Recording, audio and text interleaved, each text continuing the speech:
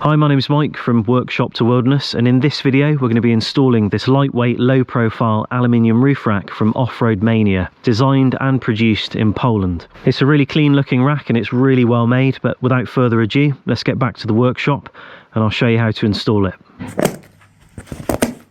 So everything is unpacked in front of me, but you can see here we've got instructions, hardware, you've got stainless hardware there too. These are the cross rails, which are anodized, which are pretty nice. They were packaged really well, like I said, like cardboard between them, so they're not scratching each other in transit. This piece looks powder coated. This is the side rail. Clearly that's the one without lights, which is what I requested when they asked me. So you can have these cut out, or you can cut them out yourself, and you can put side lights in. The same with the wind visor at the front. I requested the one without the light bar cut out, which would be somewhere here, and you'd be able to put a light bar straight into it. So I just preferred not to have that. But all in all, the quality of this looks awesome, and it looks really simple too. But anyway, let's get assembling. All I need is an Allen wrench, 4mm flat, socket wrench, 10mm. Pretty easy. So I've got all the parts laid out on the floor. This is kind of what it's saying in the instructions anyway. And one thing that I always take a look at is the edging of the side plates. Is one side more rounded? Is the other side more sharp? If it was like that, I'd probably put the sharper cut side on the inside and the more rounded side on the outside. But it looks exactly the same. In terms of the way the parts are cut, the quality looks really good, the finish is good, so it doesn't actually matter which one you use either side. Also, the cross members, you can see they've got a cutout, and that's for slotting, so you can put M8 in there and maybe bolt stuff down like boxes and other such things. So you want that on the top. Just some things to bear in mind before you assemble. So even though you've got two holes there, that's actually for something else for the gutter rails, so it's this slotting here. I'm going to use a bit of Loctite because you know, it's going to be on the roof and it's going to be rattling around down all the dirt roads, so not going to go too crazy tight just yet. This is going together really easily, as I kind of expected it would. I mean, it's all just pre-fabbed up to make it as easy as possible, but obviously now that the two sides are pretty much connected, it's very rigid. Last one going in. So this thing's pretty rigid now, and it's all together. You can see slotting either side from where you're doing up those M6 Allen heads. So there can be some irregularities in the drip rails on the Cherokee, so that slotting just allows you to position it kind of correctly, but you kind of just want to match them up the same either side. But anyway, I'm ready to put this front piece on now, and this is going to go like this on the roof of the Cherokee. Nice little logo there. I need to put some weather strip on it, which is this here, and I'm guessing the way in which that is going to go on is like that by the diagram.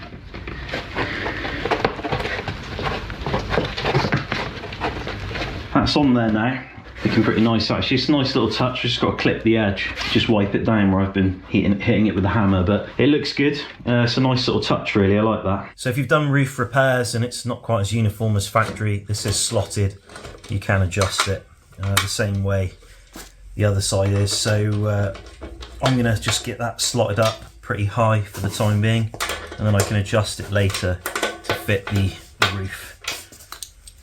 So this thing's fully assembled really. That's the rack, and it's looking great. I really like the front wind deflector. I think that looks awesome. So judging by the instructions, it's just time to put the drip rail clamps on. It says to do that while it's on the ground and then get two people, lift it on the roof. I'm actually not going to do that. And that's because my drip rails aren't stock. If you look at them, they are ones that I've made myself. In fact, I had really bad corrosion on my drip rails because obviously the Jeep kind of hails from the UK, which is where I originally lived. And I did a video some time ago repairing those drip rails with 2mm box section and making them a lot tougher and just kind of eliminating all the seams on them and getting them decent. So I don't really know about the spacing.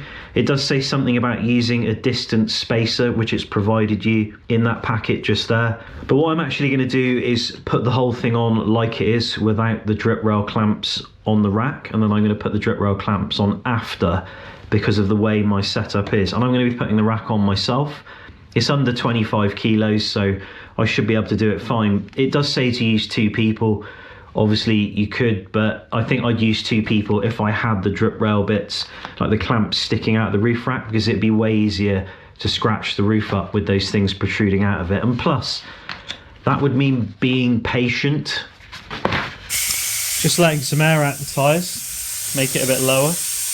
Well, that has actually lowered the vehicle quite a lot. But one thing it does say in the instructions is you can put tape on the feet or rubber or something. I mean, that's obvious. You want to be doing stuff like that. The other thing now is you want to be putting a blanket on the roof to stop the rack scratching it. Just going to fold that over so the drip rail is actually exposed and I can kind of get this lined up properly. I mean, it's not that heavy. So just got to make sure I line that up good. Ooh, camera's in a bit of the wrong position there. You just really want the rag underneath the bars. So, you know, that's all pretty exposed. It's looking clean though, isn't it? Like the contouring. You can kind of see how that's gonna look good with the Jeep actually. Yeah, these look nice. I like the quality. The only thing I'm going to do on these is put a little bit of rubber U-channel so it doesn't scratch up the drip rails. They've got D. Okay, so these are the pillars, right? A, D, D, A. Okay. They must be different because the Cherokee drip rails are actually curved. Hopefully you can see this all right. They're pretty easy to put on and they're also slotted at the back. So you can adjust the height. So I guess at the end of this, I can kind of figure out how low profile I want this rack to be, which is kind of nice. Just getting onto the last one. You can see these ones are done. They're all loose, but they're all sat inside the drip rail pretty nice. Yeah, that one's just a bit higher because there's a block of wood there, but yeah, they look like they're going to be okay. This one is the one that might need the spacer, it said in the instructions, and I can kind of see why it would say that now. You can see that there on that drip rail. It would be hanging over. That spacer's sorted out. It's in the central point of the drip rail now. The thing about racks like this is they're so easy to customise anyway. You could easily just put a couple of washers behind that if you needed a bit more.